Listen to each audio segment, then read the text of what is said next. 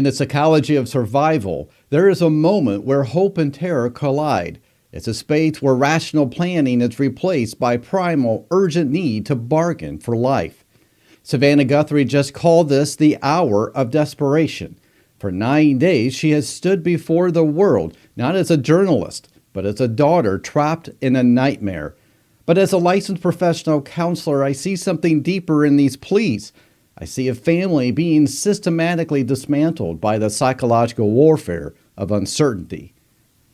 Before we go further here, I'm a licensed professional counselor, and this is my analysis based on a clinical background and the public behavior of the Guthrie family. These are my clinical speculations and observations. It's not a formal diagnosis of individuals involved.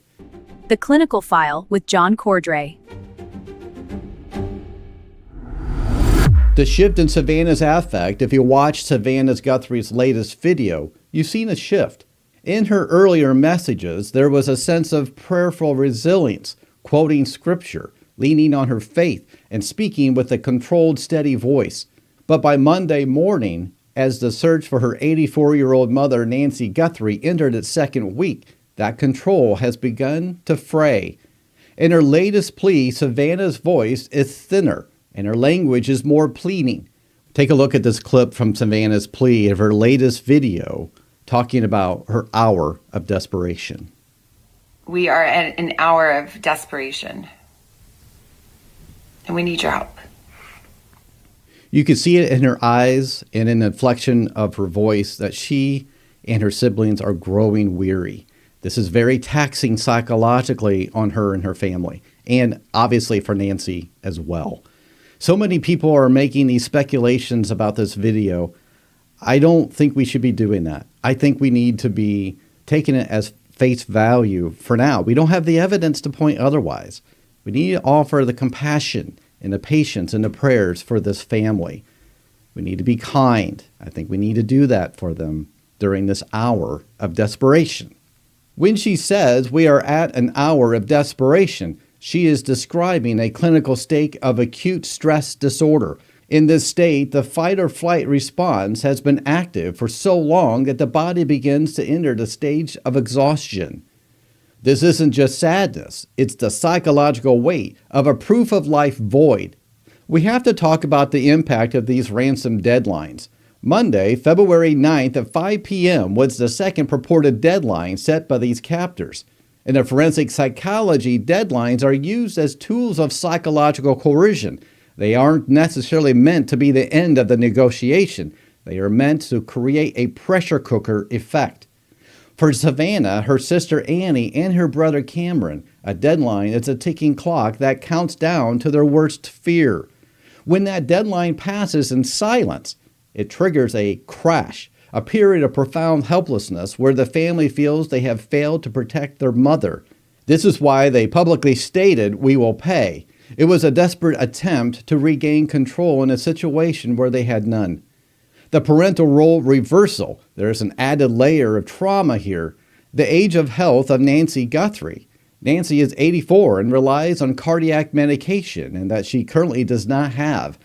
Clinically, Savanna is experiencing a parental role reversal in its most extreme form. She is now the protector, the one responsible for the survival of the person who once protected her.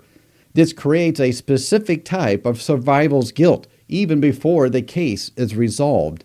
Every meal they eat, every hour they sleep, they are painfully aware that Nancy is likely cold, confused, and without her medication. Savannah's public appeal to her mother, calling her God's precious daughter, Nancy, is a psychological tether, an attempt to keep her mother mentally present while the world around them feels like it's disintegrating.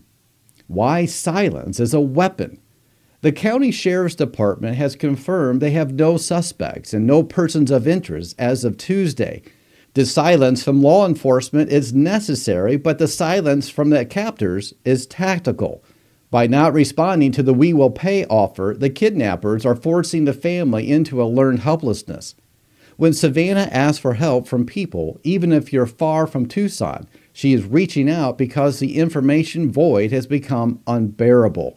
In her mind, someone, somewhere must know something. This is the bargaining phase of grief happening in real time. The likely long-term clinical outlook, even if Nancy is returned today, the Guthrie family will never be the same. The hour of desperation leaves scars. Research shows that 50% of ransom victims and their immediate families suffer from long-term PTSD. Their sense of safe places has been shattered.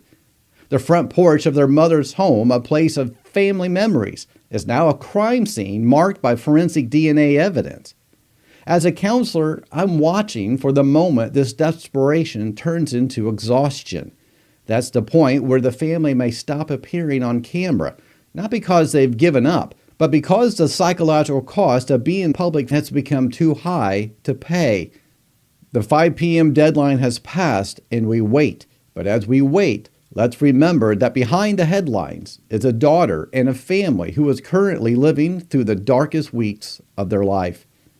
If you want to understand the clinical arcs of this case as it unfolds, I've organized a full investigation into the Nancy Guthrie, the clinical file playlist.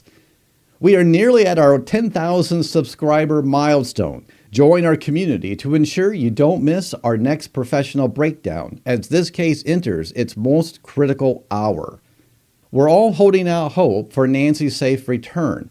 Hold off on your judgment. Don't point fingers. Don't talk about this as if you know what's happening. You don't. The only people who knows what's happening are the law enforcement and the Guthrie family themselves. They need our compassion and patience and our prayers as they look for their mother. This is a very serious case that's unfolding in front of our eyes. It's very public. And when something is very public like this, with Savanna being a very public person, the pain can be very, very difficult to endure because it's a public scrutiny at its highest peak. So let's don't be a part of that scrutiny. Let's be a part of the audience that's rooting for Nancy's safe return. Thank you for joining me today. Until next time, stay curious, stay safe.